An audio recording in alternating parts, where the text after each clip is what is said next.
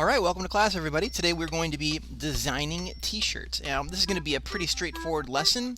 We're only going to be using a few different tools here. We're going to be using the text tool, a little bit of color bucket, but mostly just modifying text.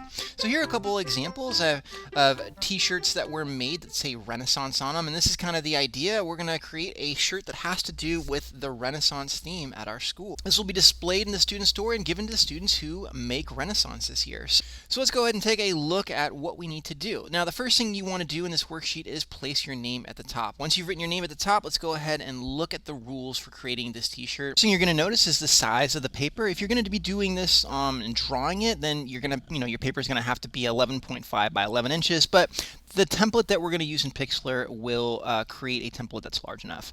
So your design does need to be on a white shirt, and we're going to be using a white background. And then for this last piece right here, this is going to say what you need to write on the shirt. So it needs to say Renaissance, it needs to say 2021 on it, and that's it. Now the last thing is we need to submit the design in the left-hand side box, and then I also want to see what this design looks like in the t-shirt template.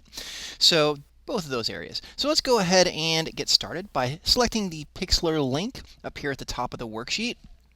And you can see that it's going to bring us to our Pixlr template. The first thing I'm going to do is pick out a template. So I like this template that says 1920 pixels by 1080 pixels. And this is a nice wide template for our worksheet. And the first thing I'm going to do once I have my template up is go ahead and select the text tool. And once I've selected the text tool, I'm going to go ahead and copy and paste Renaissance in here.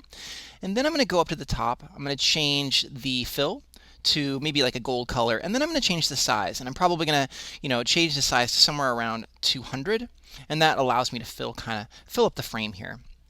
Now the next step is to use my fill tool, and this is kind of over on the side here. Now you want to change your layers from the Renaissance layer, the text layer, to the background layer. I'm going to choose the paint bucket or the fill tool. Choose a color here by selecting white in my swatch. Then I'm going to choose the fill tool, and I'm just going to, select the background layer, and that's going to turn it all white. So I'm going to go back to my text tool here, and this is where it gets fun because I'm going to go ahead and adjust all the things that have to do with my text.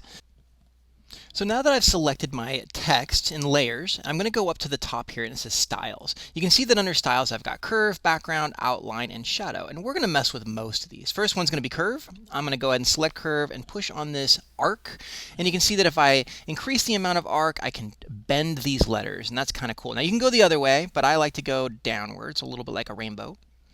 Obviously, the next one I'm going to be doing is this background color. Now, we want to leave this white. Obviously, we are asked to do a white background, so we're not going to be doing anything else.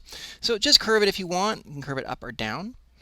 Now, the next thing I want to do after I've done that is I'm going to actually create an outline for this. So I like an outline of red. I'm going to choose red, and then what you can do is you can use this little punch out button, and that'll allow you to isolate the color on just using the outside color, the border. You can also create a larger outside line on your text. You can also just create the direction, the distance, the opacity. All of this can be modified a little bit. So the next thing I want to do is actually increase the shadow. And again, I can move the distance of the shadow, the direction of the shadow, the blur of the shadow. That's all really cool. I can even change the opacity of that too. I can even change the color of the shadow, but I like gray. Now that I have my text the way I want it, I have the outline, the shadow, everything I need, I'm going to go ahead and create another text layer, and then I'm going to create the year. So this has asked us to do 2021. I'm going to put 2021-22. And I'm going to change the text so it's a little bit different and a little bit smaller than the other text. For the Renaissance part, I'm also just not going to make an outline around it, and I'm going to actually change the font a little bit of these numbers to a thinner font. But I'm also going to go ahead and change the format of these numbers. So the spacing between the numbers is a little bit wider. Also the size or the weight of the numbers is a little bit larger. But it should be kind of cool because it'll be, it'll fit with the letters a little bit. Make sure that you push on the layer button, you merge all the layers, and that's going to be it, you guys. If you can turn that in, Great, so now we're going to go into the part where we actually put this on a t-shirt template. Now I have a t-shirt template already below this assignment, so all you have to do is select the template, bring it up into your desktop, and then what we're going to do is drag it onto our Pixlr editor. Now when you drag it in, make sure that you push on Create New, do not push Add to Current.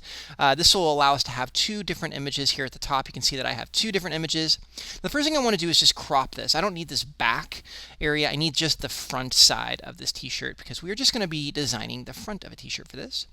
And then what I'm going to do is I'm going to select my my text. I'm going to select that little area that I've designed, the untitled one, and I'm going to use this marquee button. Now this marquee is going to allow me to select over the area that I want to copy. So I just have to select this, and then I'm just going to push Command C. You can also go into Edit and just push Copy.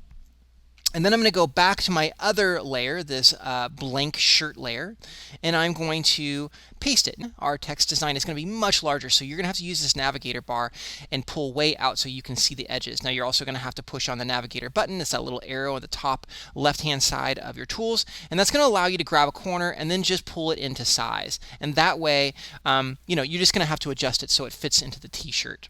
And then just kind of figure out how you want it to go into your t-shirt. Kind of play around with the size a little bit. Now you can see I've got two different layers here again.